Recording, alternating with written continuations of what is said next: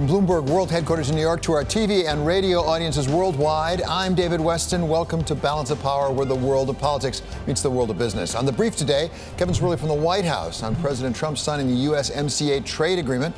From Hong Kong, Yvonne Mann on the coronavirus crisis in China. And Yelena Shalyatova on the Fed's rate decision coming just about 2 hours from right now. So, Kevin, let's start with you. We just saw the president sign the USMCA. What did we learn from that rather large proceeding he had?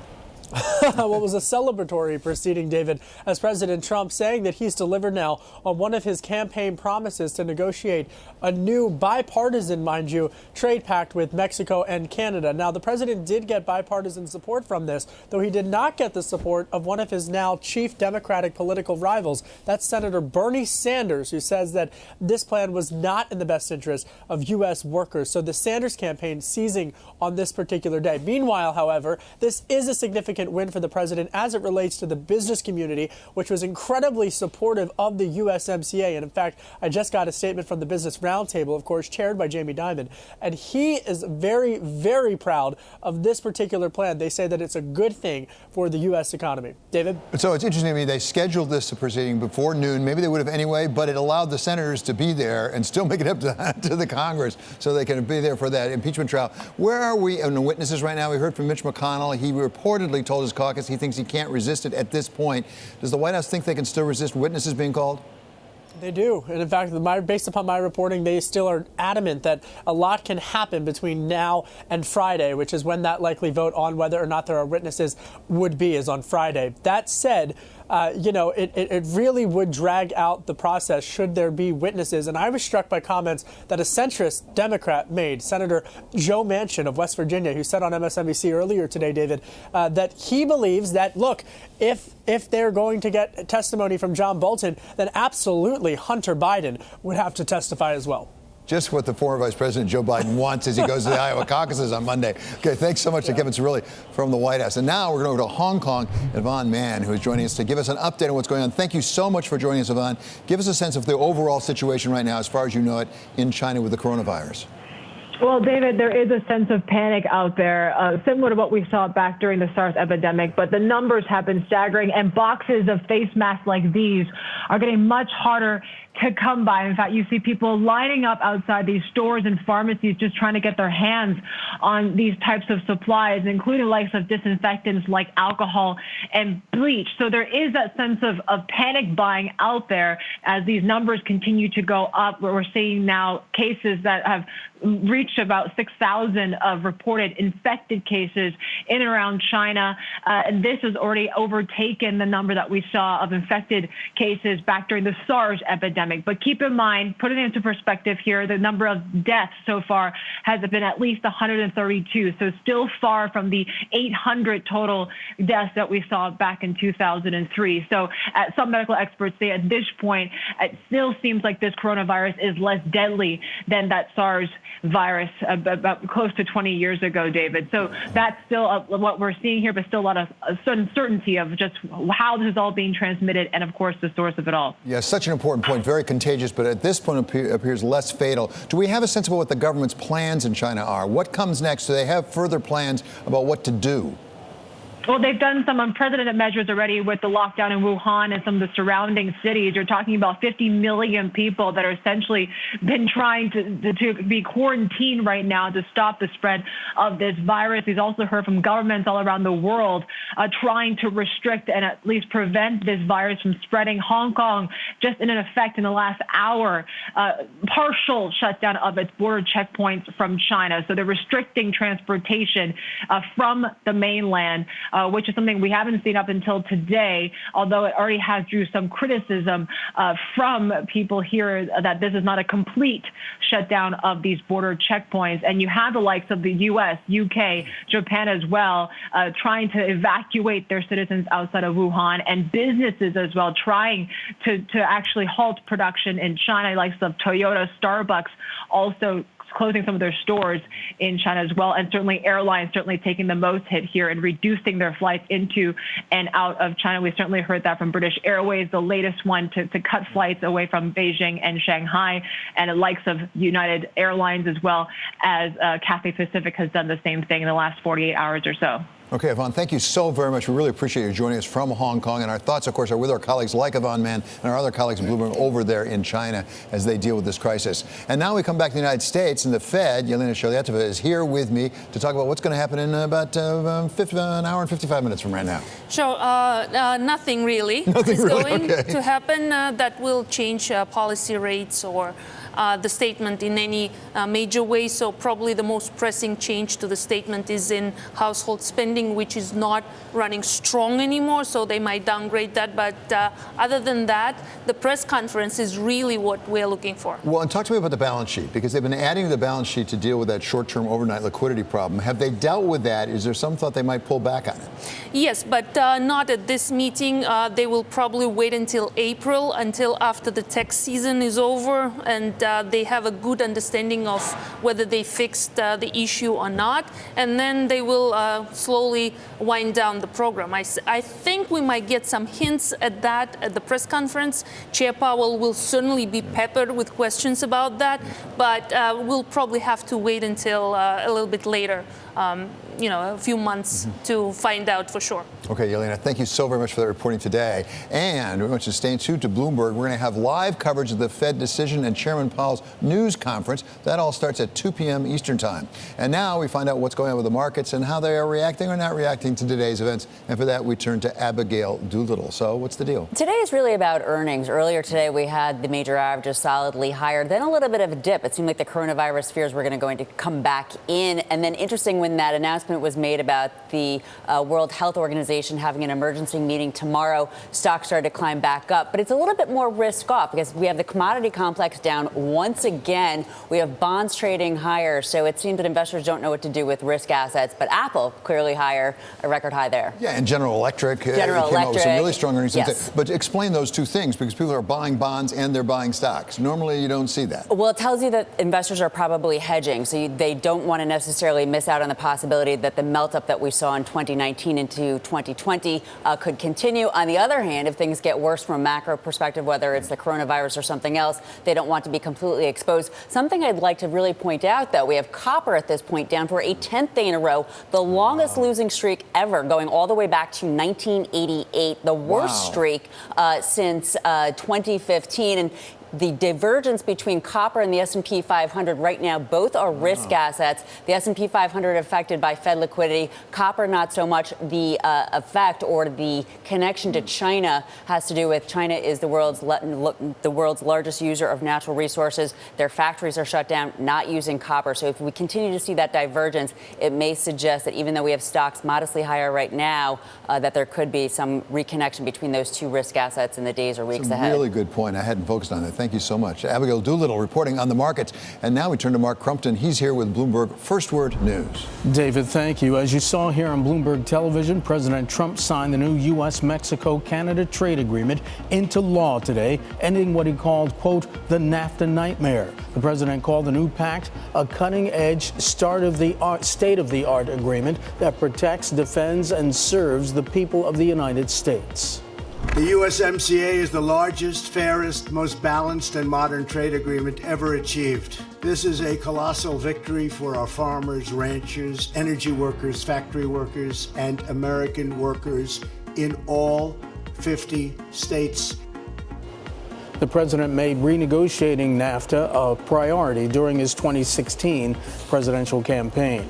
Senators will spend the next 2 days questioning the president's prosecutors in his Senate impeachment trial and his defense team. Senate Majority Leader Mitch McConnell is still trying to salvage his plans for a quick trial that could hinge on a pivotal vote on whether to allow witnesses. That's likely to take place on Friday.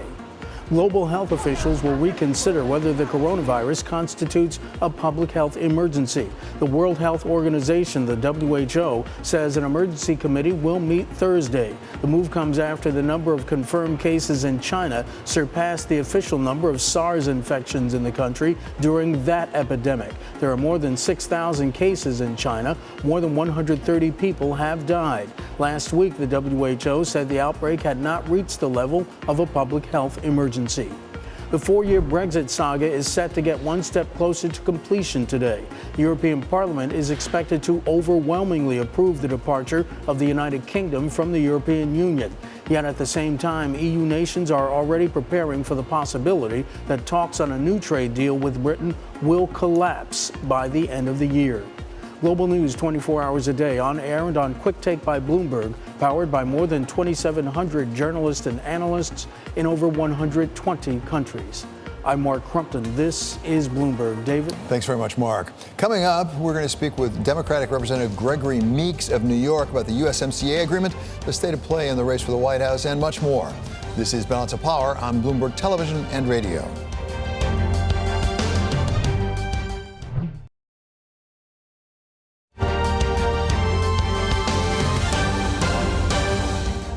This is Balance of Power on Bloomberg Television and Radio. I'm David Weston. President Trump, less than an hour ago now, signed the USMCA trade agreement, that successor agreement to NAFTA, after extensive negotiations with our trading partners, and then equally extensive negotiations up on Capitol Hill. Welcome now one of the lawmakers intimately involved as a senior member of the House Foreign Affairs Committee. He's Democratic Congressman Gregory Meeks of New York, coming to us today from Capitol Hill. So, Congressman, thank you so much for joining us. This ended up being quite bipartisan, actually, in what has been a very partisan Washington. How did that come about?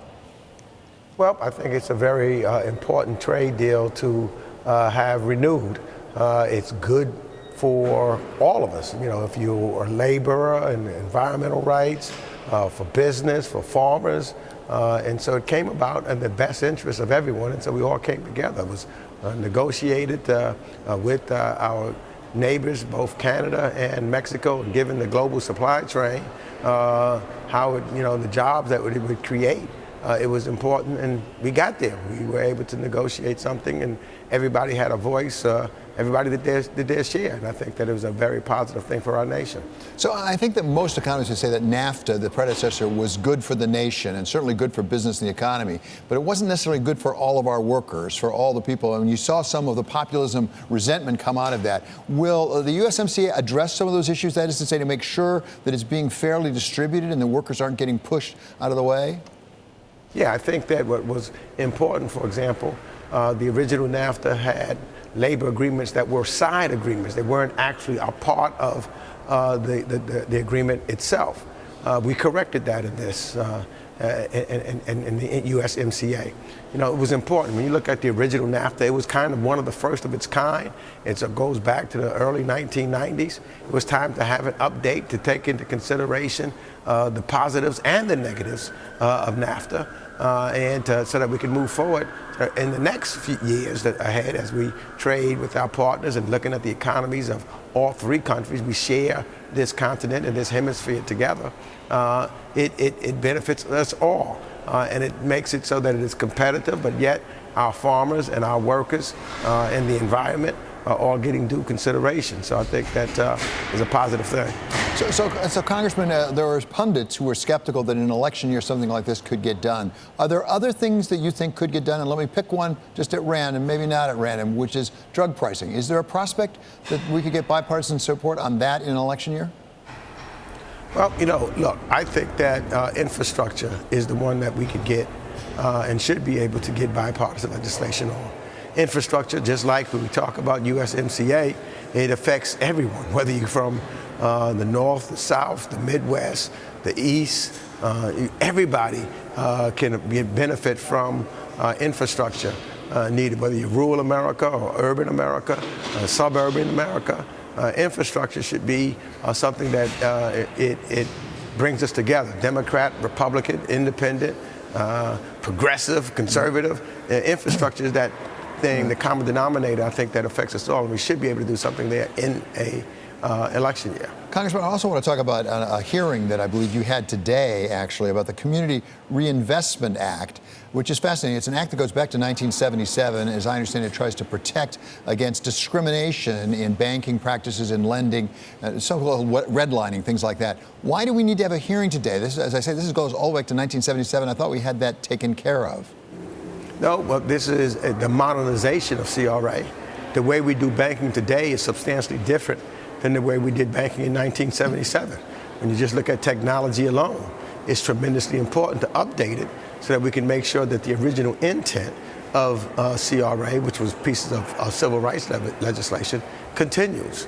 And I think that this is something, again, when you talk about the modernization, it's something that Democrats and Republicans believe needs to happen because it affects urban and rural America.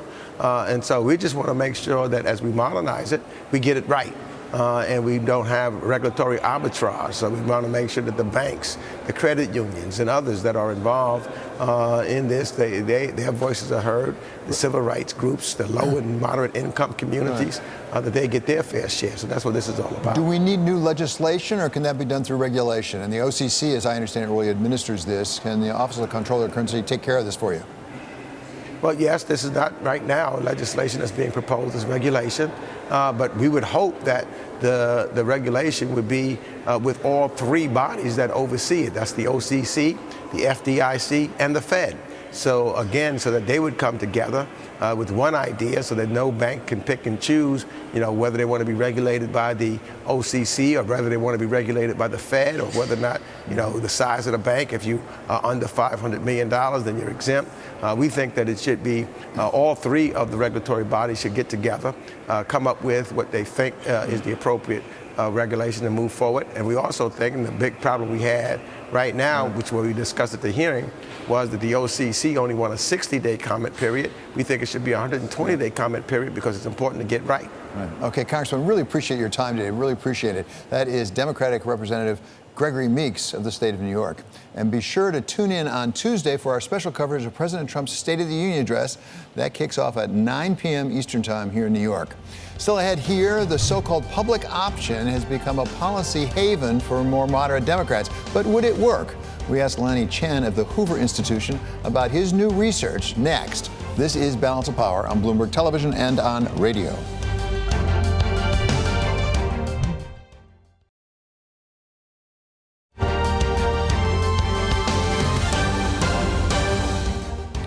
This is Balance of Power on Bloomberg Television and radio. I'm David Weston. Health care helped Democrats win back the House majority, and the issue has figured prominently in the presidential debates throughout the Democratic primary.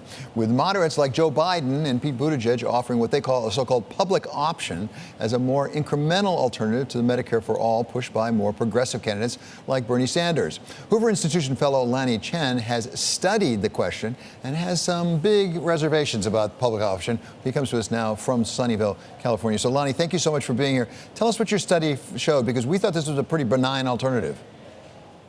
Yeah, I think that's the general view, David, but the reality is if you look at the public option over time, and there are a variety of reasons why this is so, it actually ends up adding a significant amount to the federal deficit and to debts over time. What you find actually is over 10 years, the public option proposal adds about $700 billion.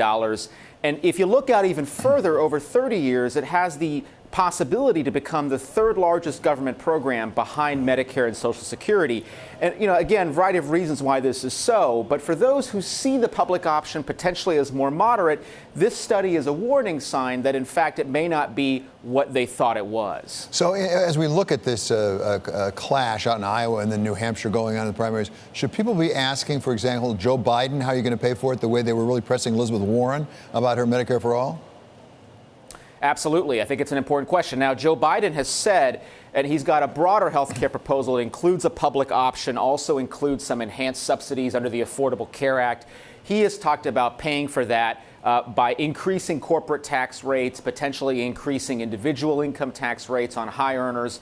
But one of the things we found in this study is that that alone is not going to cover all of this cost. I think they're dramatically underestimating how much these sorts of proposals are going to cost. So absolutely, in the same way that Senator Warren was pressed on her Medicare for All plan, I think that Vice President Biden and Pete Buttigieg and others who are proposing a public option should also be asked about how they intend to finance this over time. And what would the public option do to Obamacare? Well, I think that's a big question, right? One of the things that we note is that if you have a public option operating in an attractive way, you end up with about 1 in 3 Americans, over 120 million Americans on this public option plan within a few years. And that would eat into, in some ways, the markets that Obamacare tried to create. So it's an interesting question of the interaction between the public option and Obamacare. And in fact, if you can argue, as Joe Biden has, that somehow he's shoring up Obamacare while also creating a public option, I think this study does raise some serious concerns about the impact of the public option on existing choice and competition in the marketplace. Lonnie, you're a policy guy. I always have been there. One of the things we really like about you a lot is policy. How much would these policy choices really factor in Iowa and going on to the other primaries? For example, we have a Monmouth poll out today, for example, saying basically it's neck and neck between Bernie Sanders and Joe Biden, who have very different policy approaches on a number of things.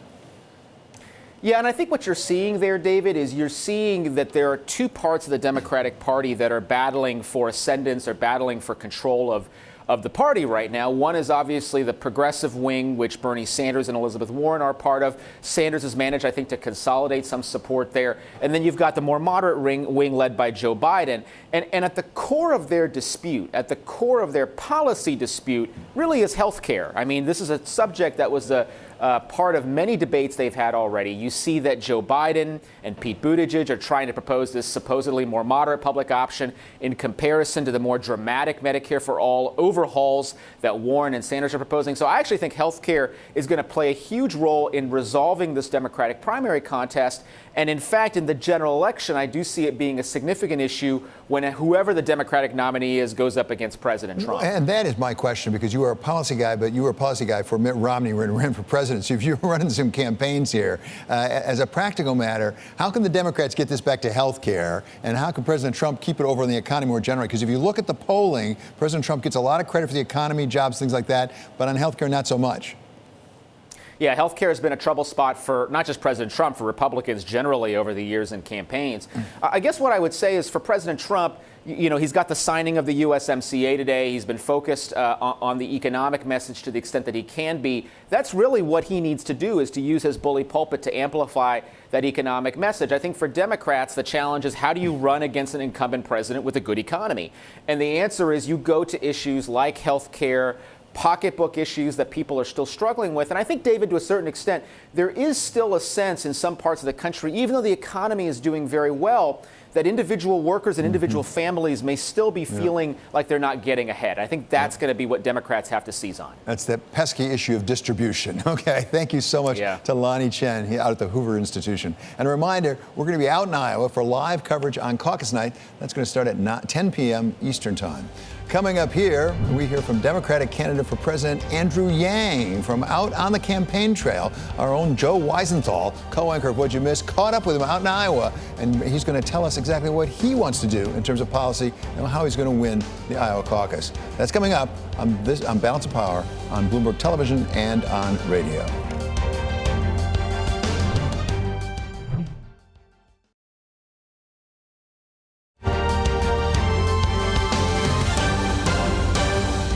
From New York, this is Balance of Power on Bloomberg Television and Radio. I'm David Weston. For Bloomberg First Word News, we go now to Mark Crumpton. David, President Trump signed the new U.S.-Mexico-Canada trade agreement into law today, ending what he called, quote, the NAFTA nightmare. The president made renegotiating the North American Free Trade Agreement a priority during his 2016 campaign for the White House. Mr. Trump called the new pact a cutting-edge, state-of-the-art agreement that protects, defends, and serves the people of the United States. No country in the world is fully prepared to handle a major disease epidemic or pandemic. That's the grim conclusion of the latest Global Health Security Index. The report finds national health security is, quote, fundamentally weak. 13 countries are the most prepared for disease disaster. The U.S. is first, followed by the U.K. and the Netherlands. China ranks at 51. The WHO Emergency Committee will meet again tomorrow to decide whether the coronavirus should be declared a public health emergency. A senior Israeli official says a cabinet vote to endorse annexation of parts of the West Bank will not happen early next week. That despite Prime Minister Benjamin Netanyahu's pledge a day earlier to act quickly after the U.S. released a plan to end the conflict. Israel's tourism minister told Israeli radio that the proposal must first be brought before the Attorney General. Palestinians rejected President Trump's Middle East plan. SpaceX today launched its fourth batch of Starlink internet satellites. 60 of the satellites were sent into orbit. They'll deliver internet service to locations where access has been expensive, unreliable, or absent. Global news 24 hours a day, on air and on Quick Take by Bloomberg, powered by more than 2,700 journalists and analysts in over 120 countries. I'm Mark Crumpton. This is Bloomberg. David? Thanks so much, Mark.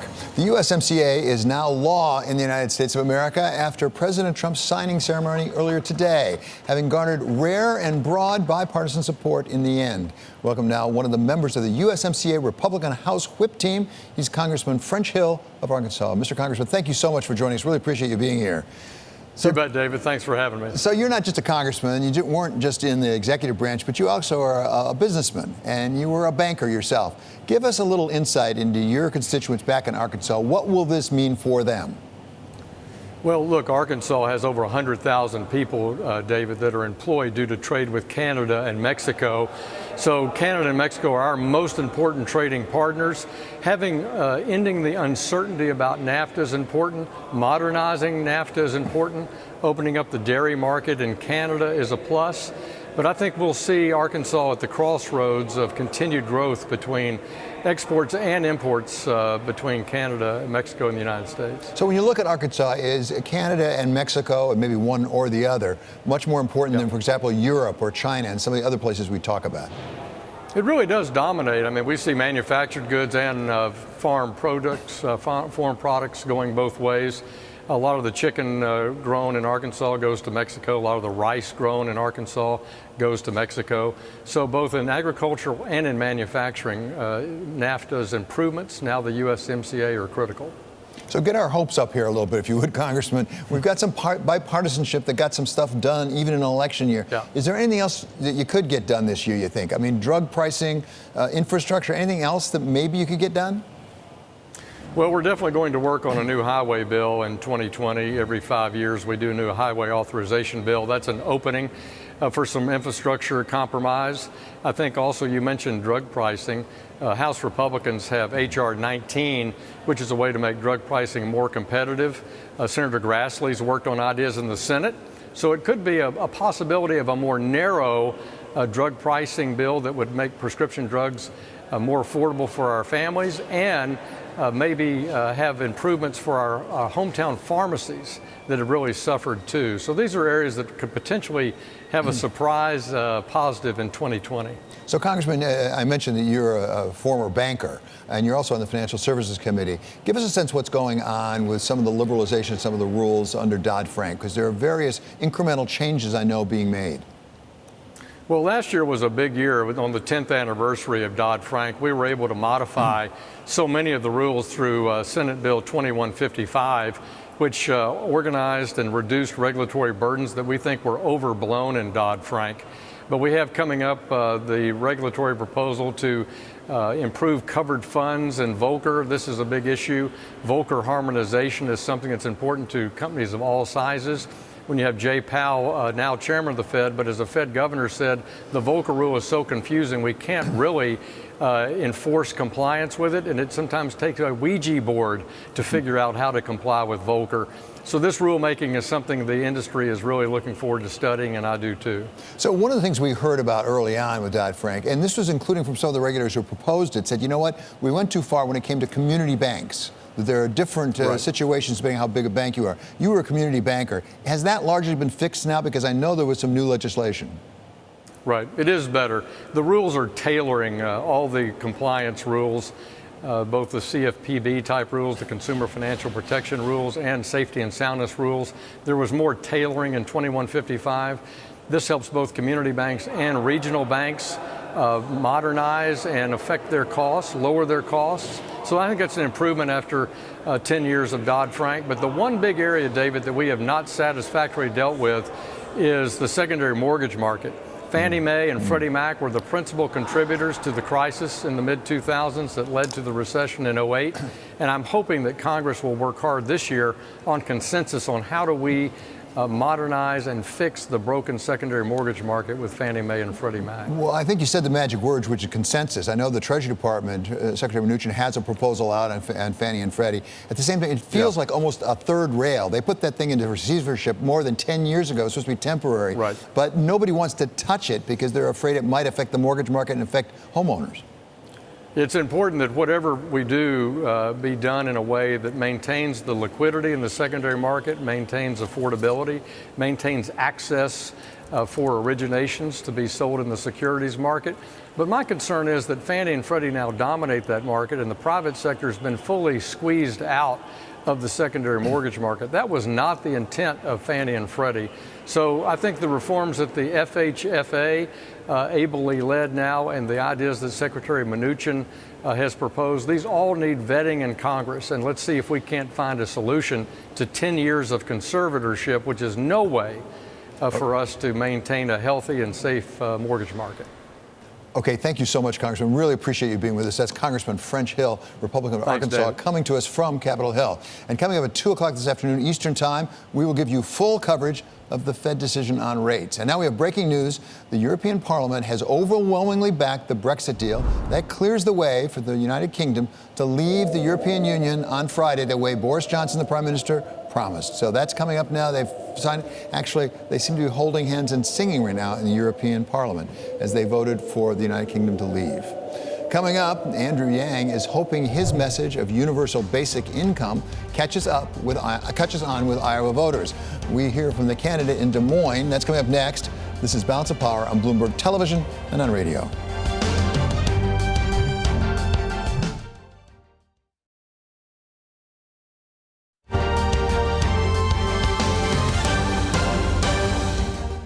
This is Balance of Power on Bloomberg Television and radio. I'm David Weston. 5 days before the Iowa caucuses, the Democratic candidates for president are working hard on Iowa, at least when the senators are not sitting in an impeachment trial in Washington. Tech leader Andrew Yang is certainly out in Iowa, and Joe Weisenthal, co-anchor of What'd You Miss, caught up with him earlier today. Joe started by asking him about jobs and the economy. Well, Joe, if you dig a little deeper, you see that headline unemployment is masking the fact that millions of Americans have left the workforce. Labor force participation is down to 63%, a multi-decade low, and close to the levels of El Salvador and Costa Rica. Because many people have been pushed out of the workforce, they don't see a path forward, and our headline unemployment number masks that. It also masks the fact that many Americans, because they're struggling to find the right opportunities, are working in very low productivity, low wage, low advancement positions, and that's why you're seeing the productivity problems. So to me, the numbers actually tell the right story if you look a little deeper. One of the things that we've seen President Trump, he's been very critical of his own Fed chair. There was criticism of Obama for not taking the Federal Reserve seriously enough. If you were president, would you reappoint Jerome Powell, or would you look for a Federal Reserve chairman who would dovetail more with what you're doing in terms of getting buying power into the hands of the middle and lower classes? Well, to me, job one is to get more money directly in the hands of the American people in the form of the universal basic income. And so the Fed primarily is controlling interest rates, which is one piece of the puzzle. But I'm obviously focused more on just direct cash in people's hands. And that, to me, is the most powerful thing we can do.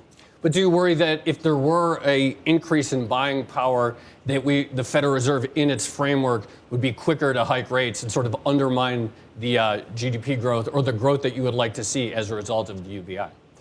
Well, to me, the Fed historically has had a couple of main economic goals, and I don't think those goals are inconsistent with putting money into people's hands at all.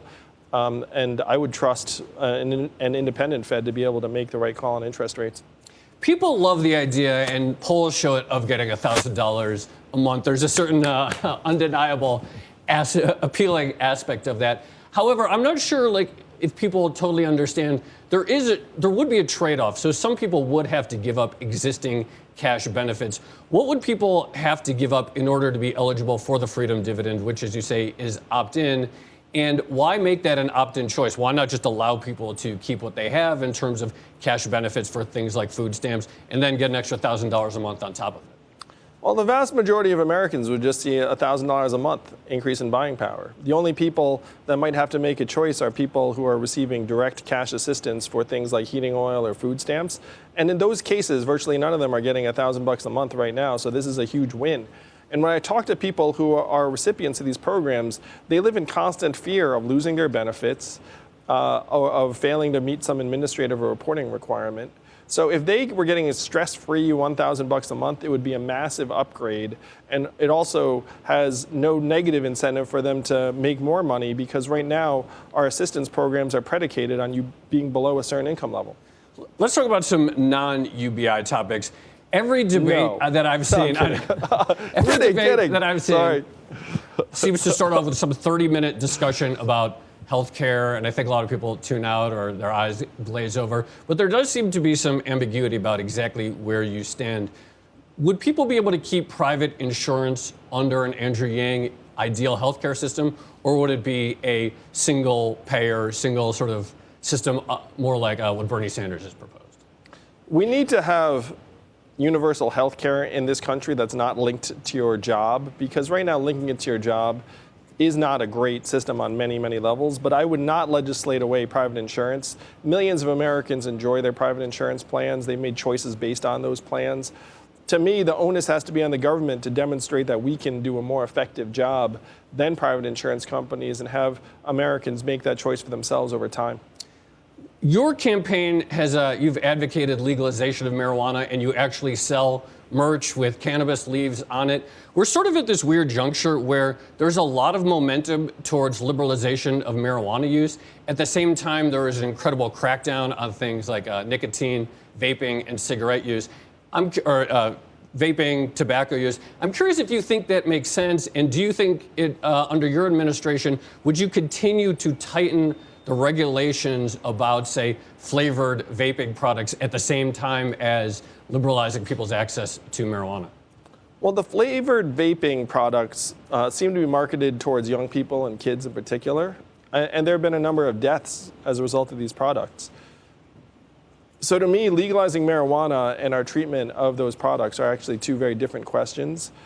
Marijuana has been very, very effective as a means of pain relief for many, many Americans. And it's less dangerous, frankly, than the prescription opiates that have been killing Americans in record numbers for years now. So that's why I'm for legalizing marijuana.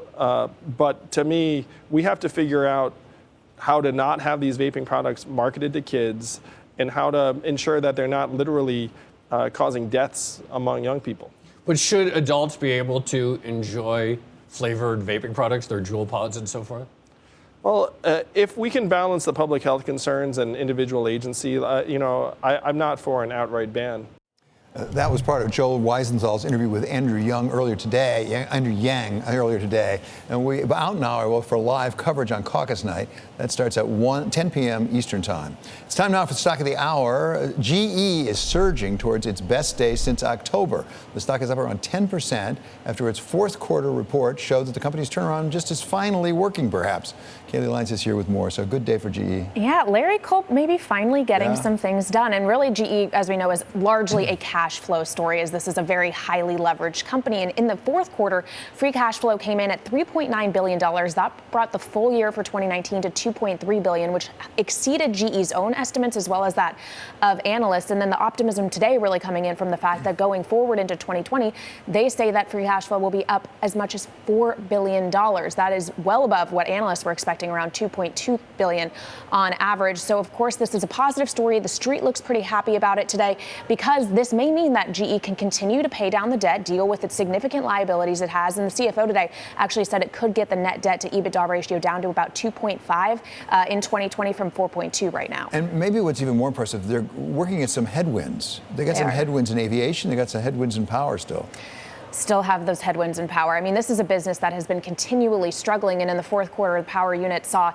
orders fall about 30%, and the free cash flow in that unit was negative $1.5 billion. You also saw weakness in the renewables unit, which saw orders down about 11%. But the strength in aviation actually outweighed that. They saw sales rise, they saw orders rise, $4.4 billion in cash flow in that business, despite the fact that they had a $1.4 billion headwind from the MAX. They're not getting paid for the engines they make for the Boeing 737 MAX as part of its joint venture. And despite that, the strength elsewhere in aviation was driving that business in the fourth quarter. Of course, there's a lot of uncertainty around the MAX going forward as we move on into the year, but GE is able to withstand that for right now. Yeah, and in fairness, Larry Culp would say orders are not just orders. You want orders that will make you money. Exactly. And in the past, they've taken too many orders that just didn't make them money, and that was their problem. Okay, many thanks to Bloomberg's Kayleigh Lyons. Coming up, we're going to speak with Neil Bradley. He's U.S. Chamber of Commerce Executive Vice President about the just signed USMCA trade agreement.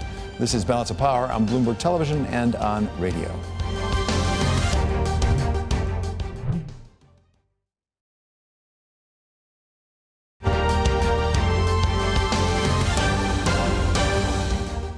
The USMCA is the largest, fairest, most balanced, and modern trade agreement ever achieved. This is a colossal victory for our farmers, ranchers, energy workers, factory workers, and American workers in all 50 states. That was President Trump speaking earlier today before signing the USMCA trade agreement into law. For more, we welcome now Neil Bradley. He's U.S. Chamber of Commerce Executive Vice President and Chief Policy Officer. He joins us from Washington. So, Neil, thank you so much for being here. This was a labor of love, but also was a hard labor. How'd you get it done in the end? It was, and it's a tremendous victory, as the president just said, and it's really 3 years in the making. We had a lot of ups and downs and roller coasters and moments where we weren't certain we were going to get it done, but we knew we had to get it done. You know, remember, Mexico and Canada are America's two largest trading partners. 12 million American jobs hang in the balance when we talk about our trade with our neighbors to the north and our neighbors to the south. So failure was never an option.